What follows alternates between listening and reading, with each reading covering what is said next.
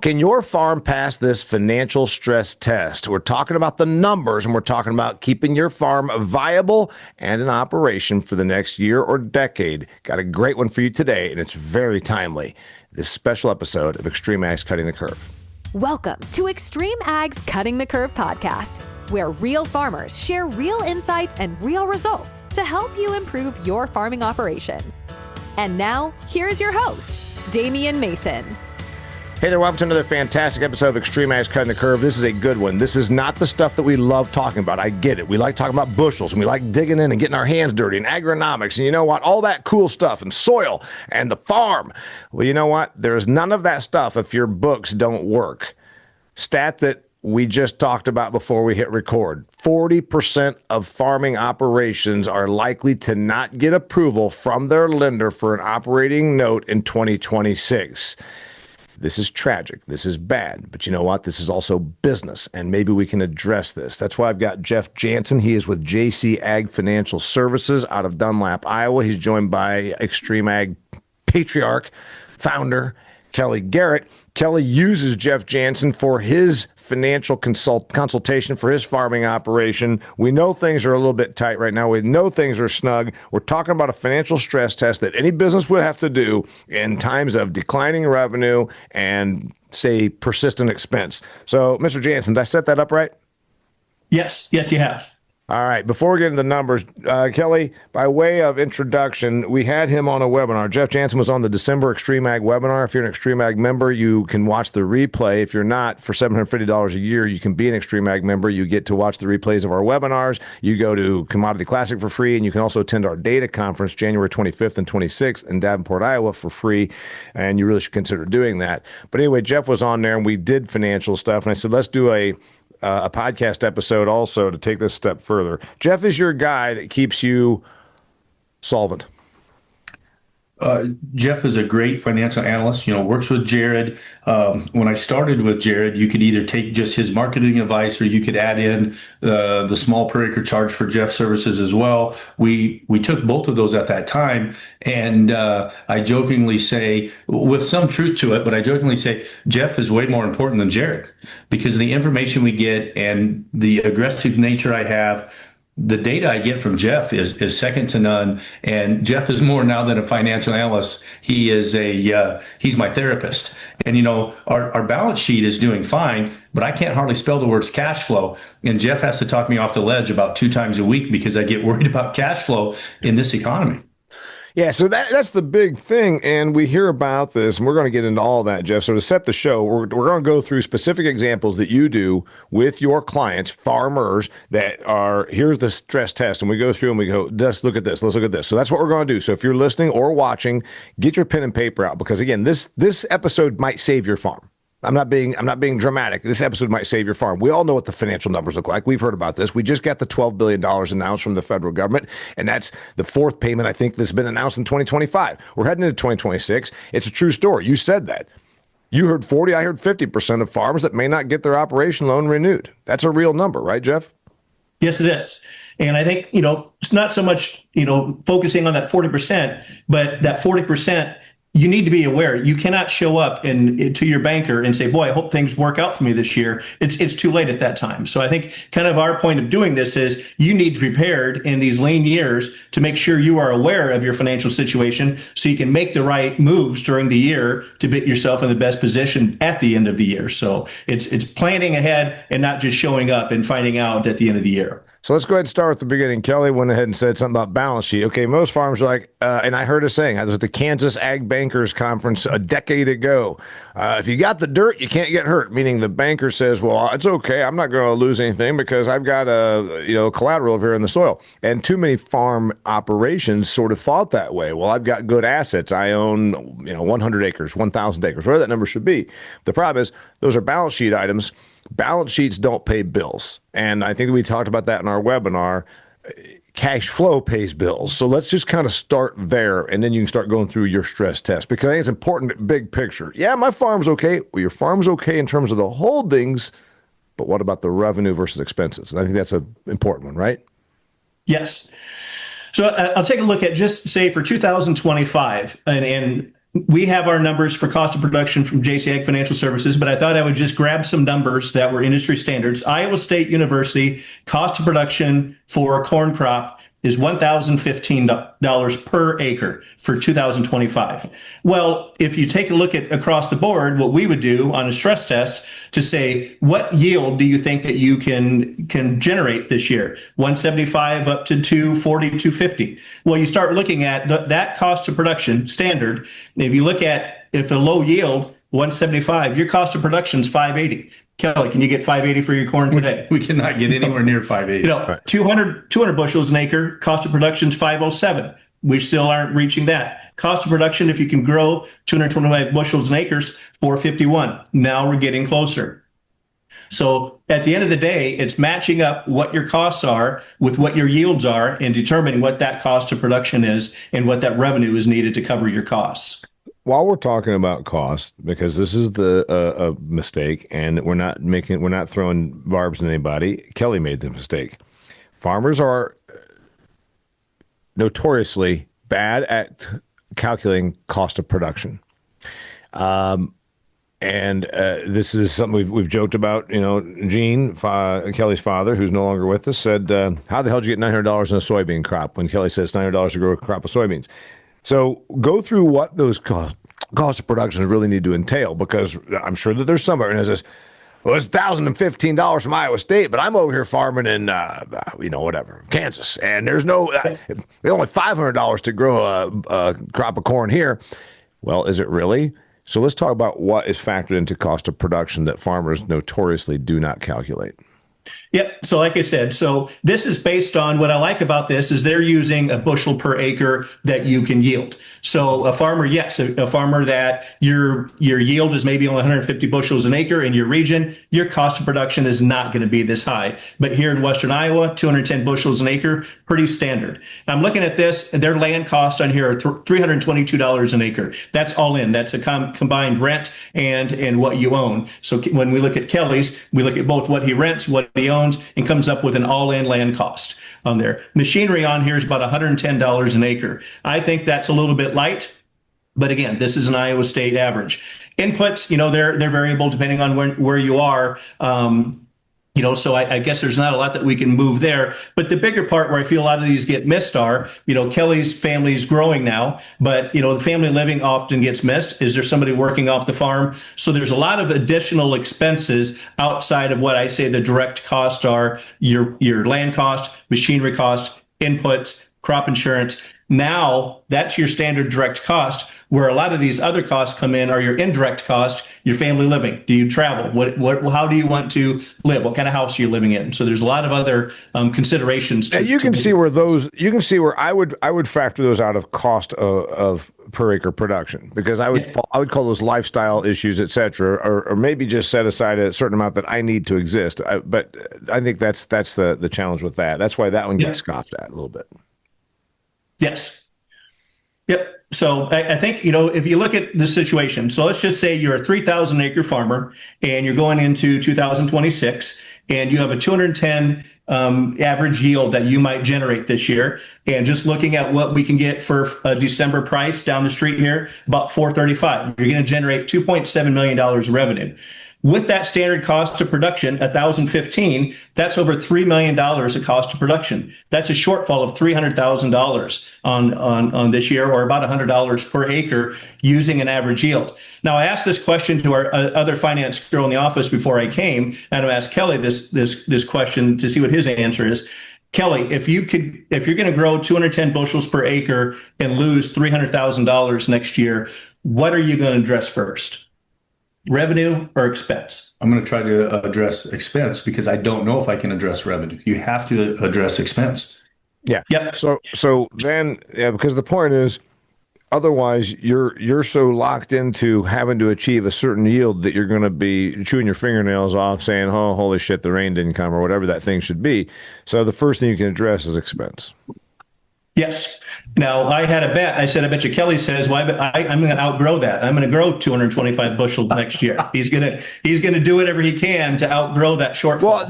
Well, and you're laughing about it, but I think that's the farmer sentiment. That's the farmer optimism. And, good for them. It's, hey, you know, you got to ring the bell to justify this. Well, by God, I'm going to ring the bell, and I think that's not an uncommon sentiment among a producer.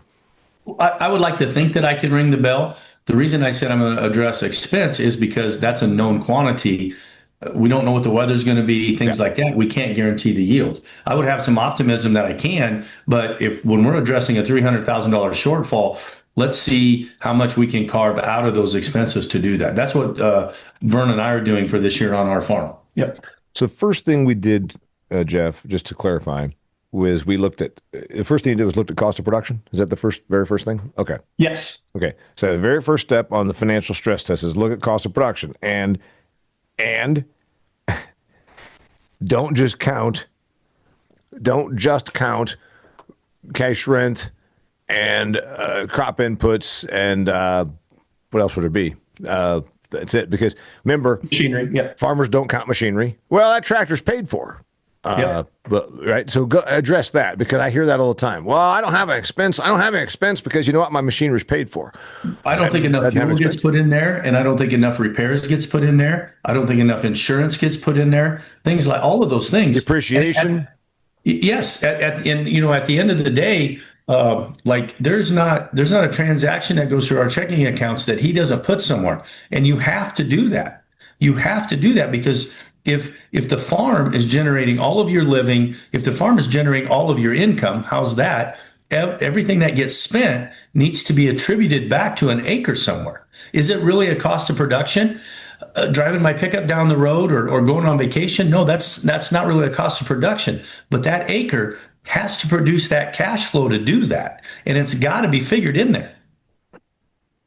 So I would say when we're figuring cost of production, most farm operations are probably guilty of not putting in enough on machinery, or like I said, they say to themselves, well, my combine's paid for, or whatever that thing is. And so that doesn't have expense. And that's not an accurate statement because there's still an expense to something that's paid for, right, Jeff? Would you address that? Maintenance. And eventually you're going to have to make some sort of, trade on there. So if you're operating on the fact that you think that you can just go without ever having to replace something that you have on the farm, when that time comes to replace it, you're not going to have the funds available to replace that. Yeah. So that's a depreciation or degradation of value of the piece of equipment, right?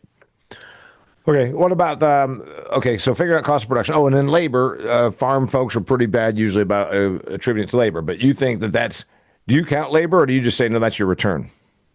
No, so like with Kelly, they pay themselves a wage. So we like to do that. So we see that money. A lot of times guys are like, well, I don't pay myself a wage. But like Kelly said, we're looking at every transaction that comes through, and I'm seeing a check that gets written either to a personal account or to a credit card. And, those transactions may not show up here, but I said that just automatically becomes family living until you show me that that's a farm expense on there. Either way, it's a check that's been written from the farm to cover an expense that needs to be, covered by the farm revenue. Right, so my first step on my financial stress test is analyzing my cost of production and to be honest about what the actually things are. So the person that's listening to this that needs to know like the things they might be missing, you just pulled the Iowa State thing. That's all public information. I can pull that up, right? Yep, I can say, what's the Iowa State University's cost of production? Okay. Next thought on this financial stress test. Yep. So you have to know your cost of production, and then you have to know what your average yields are. You have to know what hurdle that you have to clear, and then you look at what your average yields are, and now you know what income that you need to sell that crop for to cover that expense.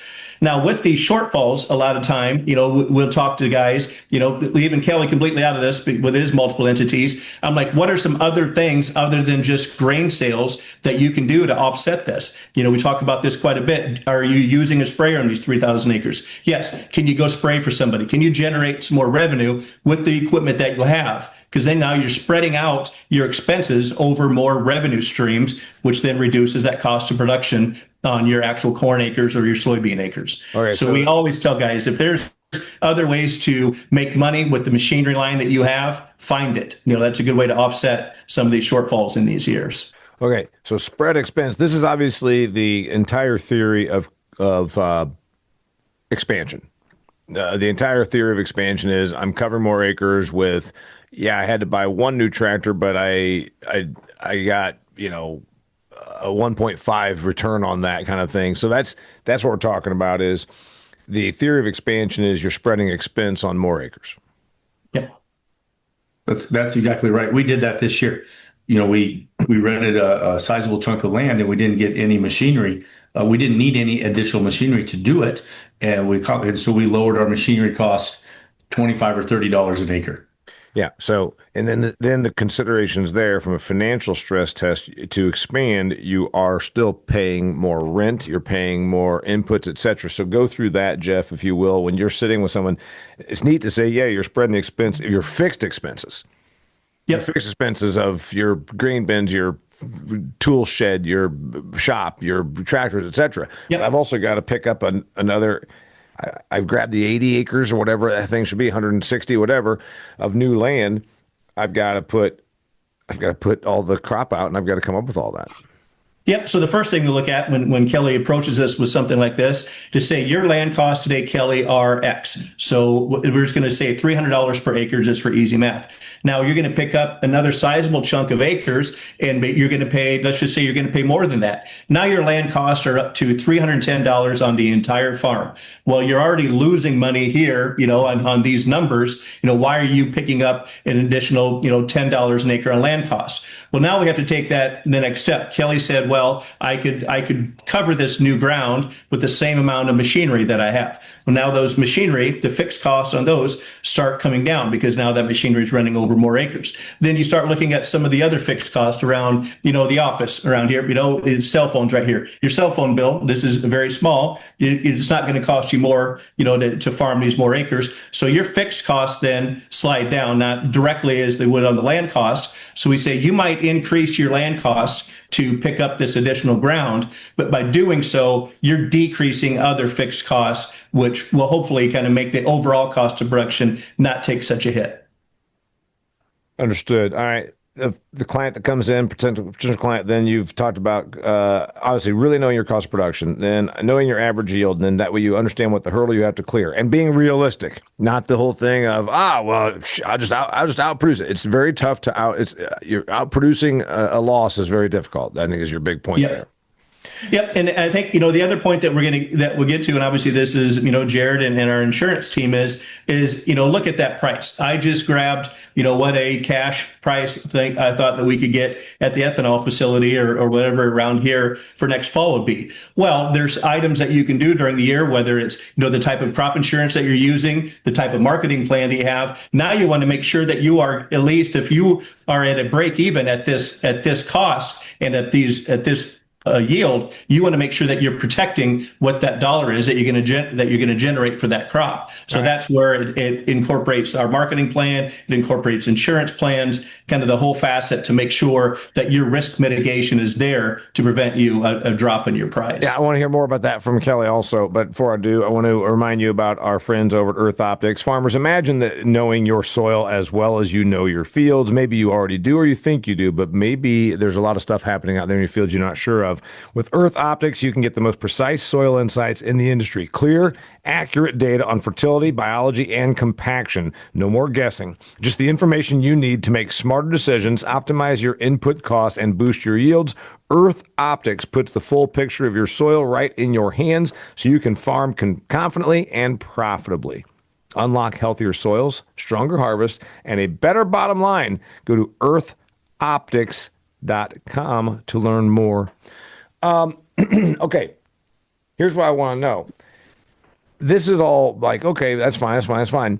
We haven't really still talked about the stress test. Do you just start now looking at these things like Kelly says, well, I'm okay with my numbers. Tell me the test that you actually do. Okay, we've analyzed cost of production.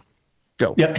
Well, I'll back this up because ironically, I think we are in the stress test zone right now. I was, going back and looking at some numbers here. You mentioned, 2021, 22, when things were looking better. So if you look at $6 corn, back, a few years ago, now on that same 3,000 acres, you're generating $3.8 million in revenue against $3 million in expenses. That's a $700,000 gain on this same 3,000 acres that today you're losing $300,000. $100,000 on. So it's not the time today to say, wow, what happened? So back in 21, 22, 23, when we're doing budgets with Kelly and our other customers, we're saying, now let's just say the floor falls onto this. Let's, even back then, I can show you what we had been doing. What if prices go to 450? What if your yield goes from 210 to 180? What are these what if scenarios? What are the things then that you will need to adjust to make sure that you can get through those lean years?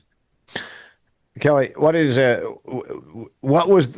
the big ahas when you go and meet with Janssen. You didn't used to use his services. Now you completely are bought into it, when you're like, oh crap, didn't think of that. Which things, because you're more financial minded than many business operators. So I don't know that any of this stuff was a big surprise, but then again, sometimes you're like, oh, I didn't even think of that. I will tell you, I thought we were making money on soybeans, and I felt like my dad fed the cattle too well, and I wondered if we were just breaking even on cattle. So we went through all of that, and it really took us a couple of years, Dame, to get really dialed in, because you need good data. You need to be able to track it. It isn't, we didn't have good enough data, especially on the cattle, to go backwards to do it. So it took a couple of years to get through it all, but it was a worthwhile project. And I learned we were making a lot of money on cattle.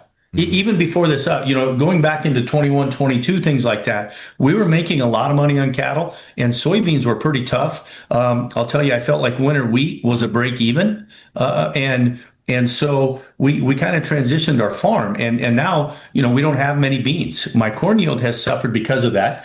And so now we're probably going to add back in a few more beans, but we added in some wheat, we've added in some oats, we've added more cows, and the wheat and the oats, of course, come off in July, and then we can have a double crop scenario. Like you talk about, like Chad in Alabama, he double crops soybeans behind wheat, and he says he makes a lot of money doing that. We don't have the opportunity here, so we've tried to get creative. So again, the cattle are making money. Let's add cattle, but what's the biggest expense on the cattle? The land.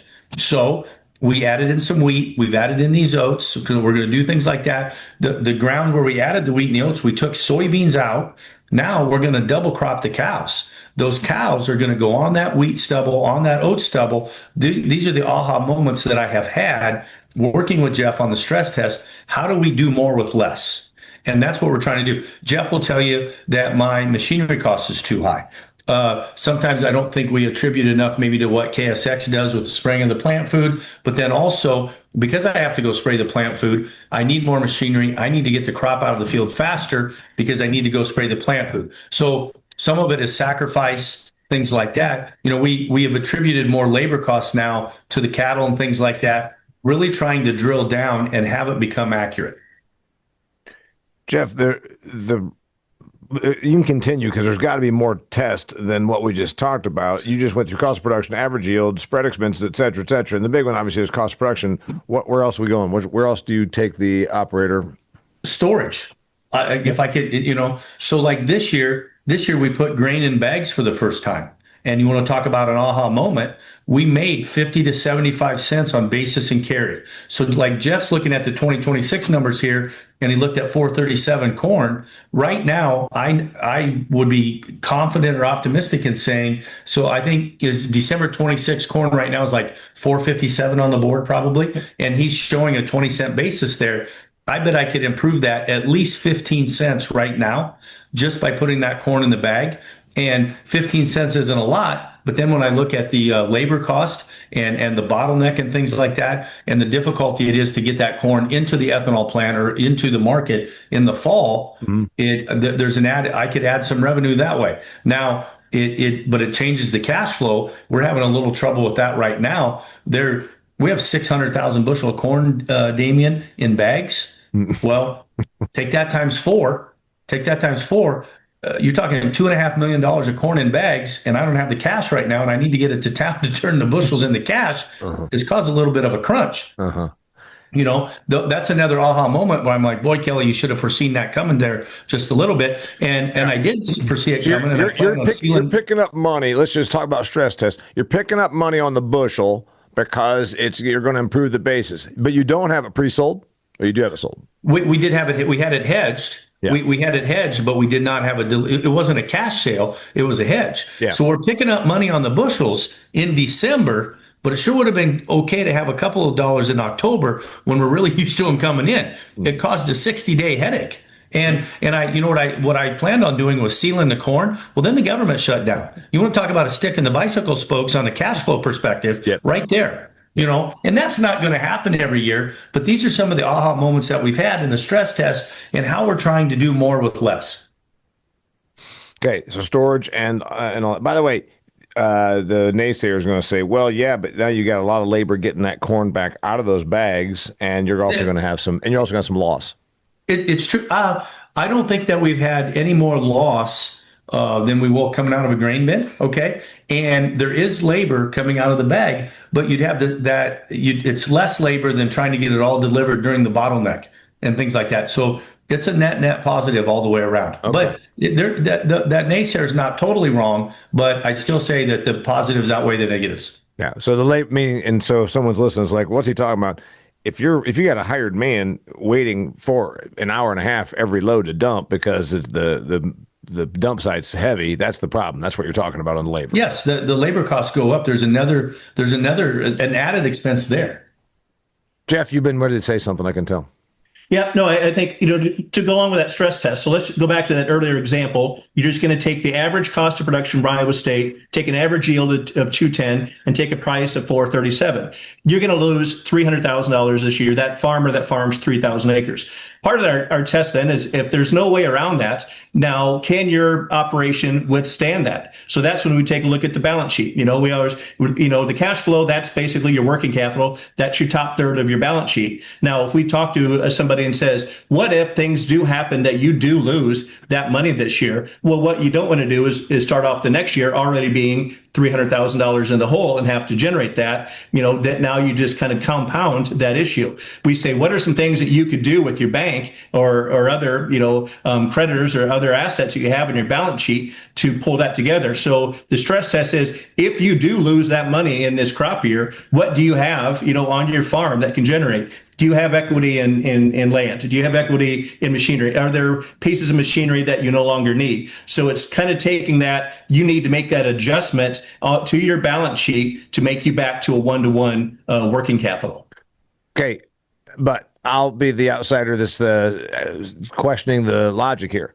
I get rid of something that is paid for, and to sustain a loss on an ongoing concern, eventually I run out of stuff that's paid for to pay for annual losses on doing something. So when do you tell me maybe it's just smart to just be done? No, I think that goes back to, we're talking about the 2021 year. The years that you are making money on there, those are not the years where you say, hey, I'm going to go out, I have all this newfound money, I'm going to go buy some things on payments, I'm going to go overspend on the farm. That, just like in tough times, you got to address the balance sheet to make it to your advantage. In the good times, that's where you have to look at the balance sheet and it says, kind of that big savings count. Where do I move this working capital to put me in a best position, for a year where things aren't as good as what they are this year? So it's not preparing this year to liquidate something. It's back in the 21s, 22s when the farm was profitable, is positioning yourself then, that stress test, to say, if things do go down, what am I going to need to do? Move that money to where that can help you in a down year. So it's like going sometimes to the personal trainer that tells you ate too many cookies at Christmas time and you're a lard ass and you need you need to actually get it together and do some push-ups. He's probably going to say next, this is the thing, he's probably going to say, oh yeah, and don't be one of those guys that buys a golf cart and puts your farm logo on the front of it and calls it a farm expense when all you really do is drive around and drink beer on your golf cart. If he says that, he might be talking about somebody that's on this recording. Well, Jeff, Jared says those things and Jeff shakes his head yes. I might have a farm checking golf cart that I drink beer when I drive around on it, and it might have been a farm expense. Hey, what's the reality here looking forward? I'm going into my bank, and 40% of these guys are going to go in there and they're saying, I don't know if I can get you renewed. What are they supposed to do? Give me the okay, move some equity out of something that you got. Pare down expenses. Well, hopefully, there's you don't go into your bank in December and find out that, oh my goodness, I'm not going to make it. And that is not, at that point, I hate to say it, you're almost too late at that point, because then all you do have left is what can I liquidate on the balance sheet. The time to address that is when coming into this year, hey, if my yields are this and prices maintain where they are with my cost of production, I'm going to come at a loss. So you need to be making those adjustments during the year or prior years to make sure that you can, take care of yourself in a year like this. Jeff, do bankers look at right now this infusion of money that's coming from the government and say, okay, that's going to be the reason we give you this? Or do they just say, you won't need our loan that we're not going to give you because you're going to get this installment of cash from the government? Like, what's that? I've never been behind the desk of the banker's job. Yeah, and I guess, there's different opinions on this. I mean, it might say, yeah, prices are low, so the government's kind of helping us build up that price. But I also think, in essence, you need to look at your farm on a standalone. If you're going to rely on, oh my goodness, if it gets really bad, there'll probably be some payments for me at the end of the year. That's not a way to get through your year. You need to make sure that your farm is viable based on what you can sell the crop for and what expenses you need to cover in your crops. So if I'm looking at a customer, I'm like, the only way that they're surviving is by, fortunately they got a couple of timely farm payments to kind of help pay their bills. You still need to look at this and says, this is not a viable operation. We need to start making some changes here so that we're not just hoping for some checks to help us, make ends meet at the end of the year. All right. So the person's listening, Kelly, is hearing it right now. And so Jeff says, well, if you're at the end of the year or beginning of the year, it might be too late. That doesn't do the person listening a whole hell of a lot of good. So what are the things that somebody can do right now? Right now, going into 26, you could try to pick up some custom work. Use what you have on your farm to diversify and add income.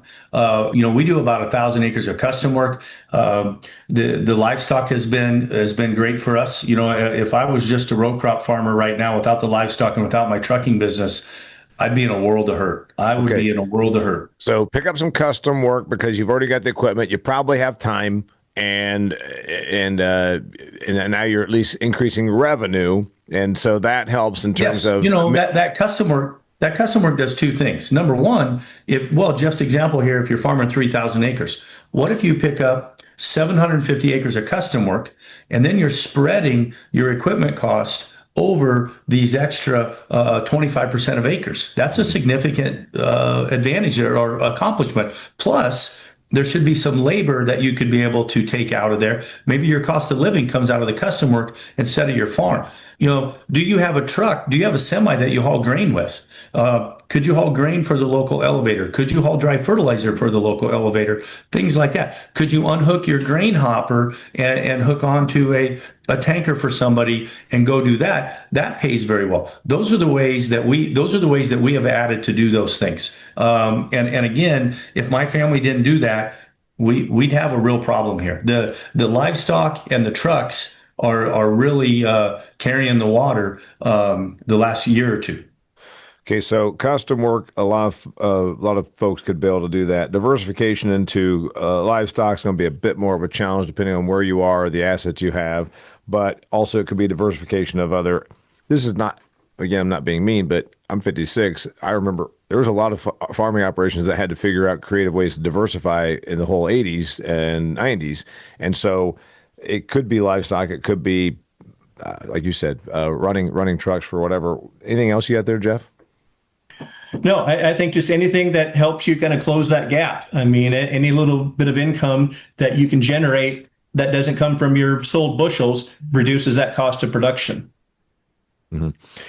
Kelly, the last thought on that one is when you walk out from your meeting with of Mr. Janssen, when you give yourself the financial stress test, you've had a lot of big ahas, et cetera. The one that now has been going for 3 years, 4 years, you're like, holy crap. I think that probably at some point, something starts paying a dividend, almost like, okay, God, I'm glad we straightened this out 4 years ago because here's what it is. And it's for you brought up cost of production being one of the big ones versus finding new ways to make revenue. Is that the one? Because again, it's the old thing.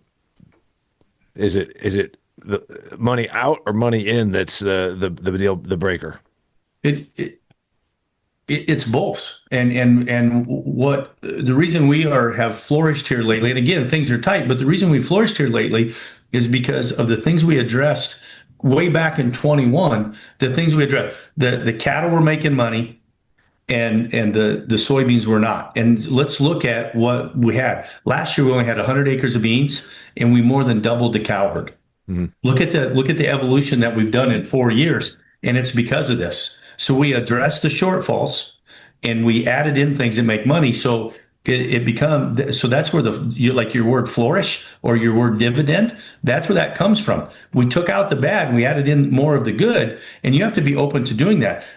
My sons have a friend that they told him, he said, well, why don't you use your truck? And things are tight for him. Why don't you use your truck and go hauling stuff? Well, he doesn't want to do that. He wants to farm.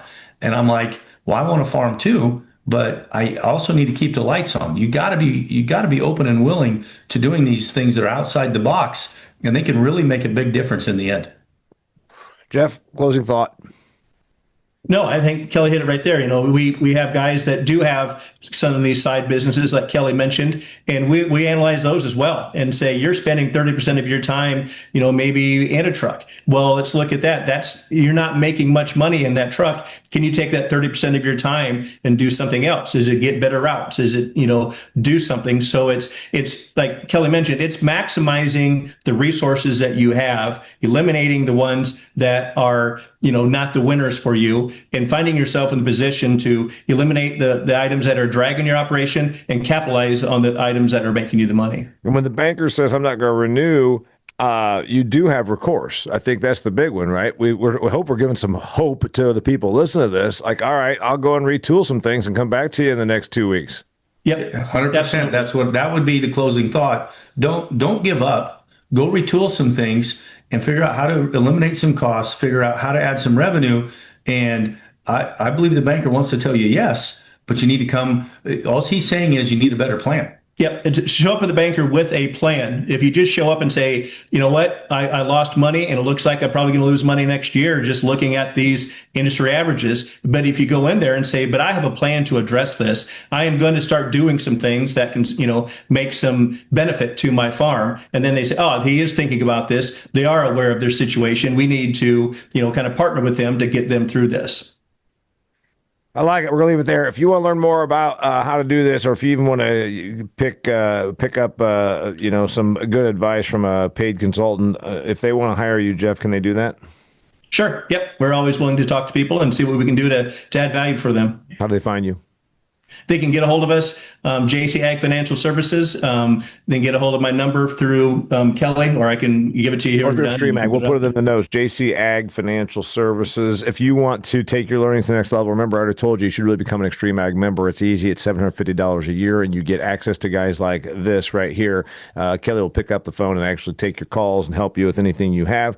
You also get invited to our data conference, which is January 25th and 26th. Kelly's going to be there. I'm going to be there. You're going to hear from a lot of industry people. You're going to hear the trials, the data, the information, what worked, what didn't. You're also going to talk to our business partners while you're there, and you'll probably have some drinks and hang out, and it'll be a great experience. You also get to go to Commodity Classic for free, courtesy of our friends over at Nature's, and you also get a few other benefits like, again, great agronomic output from people like Evans that works with them. So you can learn all that and get all that for being a member. In the meantime, share this with somebody that can benefit from it. We want you to be farming in 2026. We want you to be vibrant. We want you to work, and that's why we asked you the question, can your farm pass this financial stress test? This is a very important one. I know it's not as exciting as big yields, but your future, your farm might very well depend on it. Till next time, that's Jeff Janssen. That's Kelly Garrett. I'm Damian Mason with XtremeAg's Cutting the Curve. That's a wrap for this episode of Cutting the Curve. Make sure to check out XtremeAg.farm for more great content to help you squeeze more profit out of your farming operation.